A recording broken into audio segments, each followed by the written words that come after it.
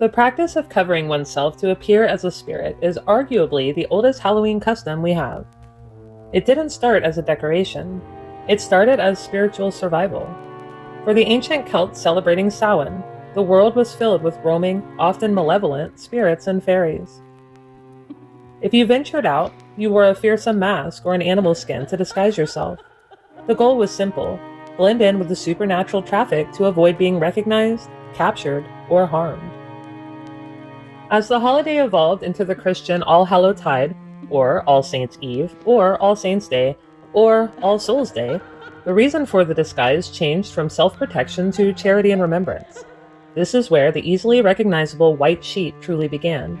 In medieval Europe, the poor would go house to house, souling, asking for food or money in exchange for praying for the homeowner's deceased loved ones. Since they were collecting for the poor souls in purgatory, they would often wear tattered, simple shrouds or cloaks to visually represent the departed, evoking pity and charity. The costume became a uniform for the spiritual service of the dead. The specific imagery of the white sheet is rooted in the medieval European practice of burial. Before the widespread use of coffins and ornate clothing for the deceased, bodies were often wrapped simply in a linen cloth, known as a shroud.